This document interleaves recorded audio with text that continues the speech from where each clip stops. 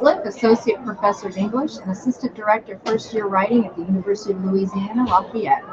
Clancy, you are our Louisiana Higher Education Policy Analyst, and you write the most beautiful reports.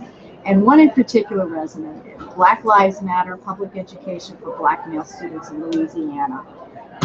Do you believe that this is an issue that you and your fellow teachers advocate about? I know your policy reports have to be neutral, but is this something that you all have advocated about in Louisiana? Yes, in my social media life as a private citizen, I'll say, I do have discussions with parents who have kids my age and around that age about the school to prison pipeline and the serious problem with suspensions. And that policy analyst report that I wrote came out of a report about all 50 states that you had sent to us. And I knew that suspensions were a problem, and I knew that discriminatory discipline is a problem. But that data really helped me to see the seriousness of that problem.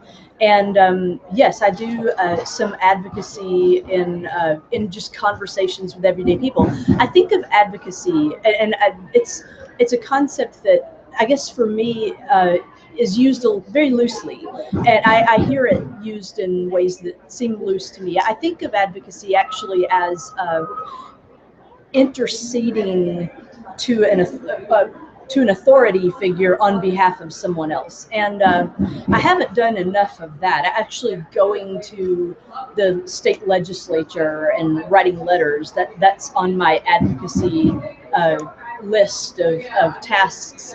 But that's what I really want to do, is to go and talk to the elected representatives, write to them, and explain what I see the problems as. And we had a wonderful session last night from Dave Eggers, who read the most beautiful narrative of his experience in school. And his career as a writer started when he did something in class that could have had him sent to the principal's office. And a teacher in that moment made a choice not to do that. The teacher, he was in a writing class, a speech class actually, and they had to do a persuasive speech. And he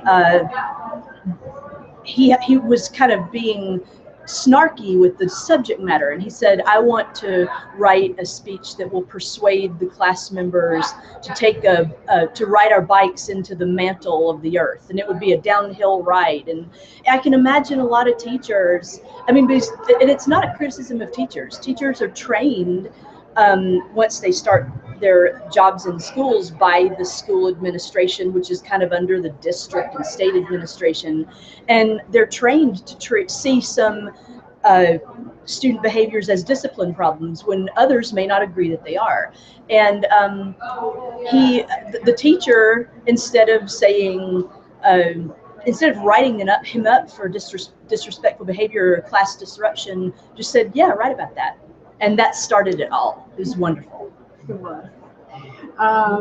You've written a number of essays on blogging. Do you view that as a form of advocacy? Yes. And it's very interesting because blogging, according to a lot of people, is dead. And I mean, a lot of people would argue that, and many also wouldn't.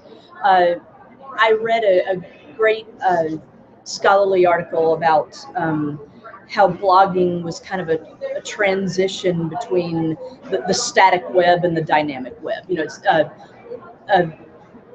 not as fast and on the uptake and on the exchange as the microblogging platforms and the short form social media. So it was kind of like the websites as we think of them, and mix between that and say Twitter. But all of it can be advocacy.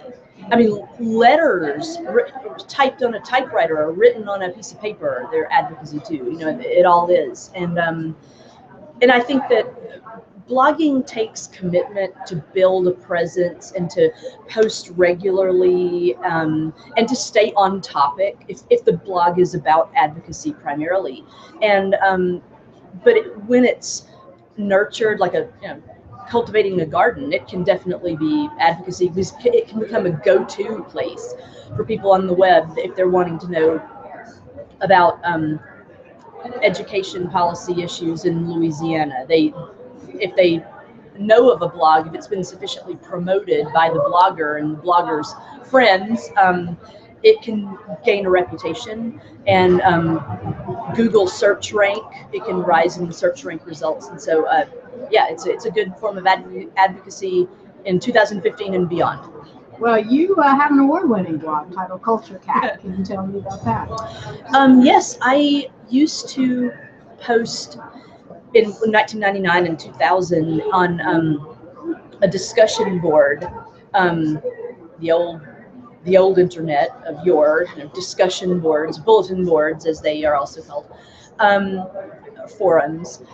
And I was seeing people in this forum post links in their little signature sections to check out my blog, and have a link. And so I was seeing what they were, and then I decided to start one too. And this was in 2002. They were really, I was kind of an early adopter, I guess, and I knew that it was going to be pretty big, and I decided to continue blogging and to do research on blogging. So that's kind of how it began, with that discussion board community. Oh, that's great. Now you're joining the NCTE Executive Committee during the convention as chair of the College Section Steering Committee. Tell me about what led to your involvement and what you're looking to accomplish. Oh, well, what led to my involvement? I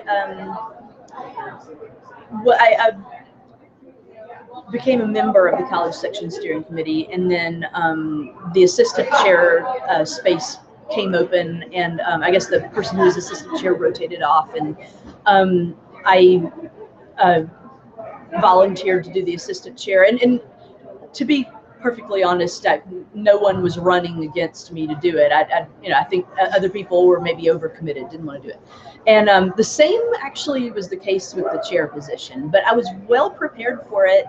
I had gone to to Washington D.C. to do on-site reviewing to do it, and but the way that I came into the work is just receiving an email saying that I'd been nominated to be on the ballot for the College Section Steering Committee, and I said, "Oh, sure, that sounds really exciting." So, well, congratulations! Yeah. So we really appreciate you taking on that role. But my plans for the position, I keep the trains running on time. Certainly, I mean, with the college section does a lot of work with the Omen Award given to the best article in college English that year, and then we have an MLA liaison, and so things like that. And but I also it came to my attention that the college section that we could do resolutions for the resolutions committee, and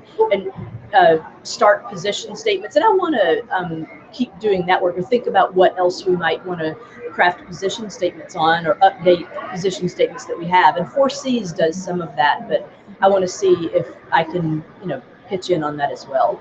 Well, thank you so much, Clancy. I appreciate you meeting with us today. Yeah.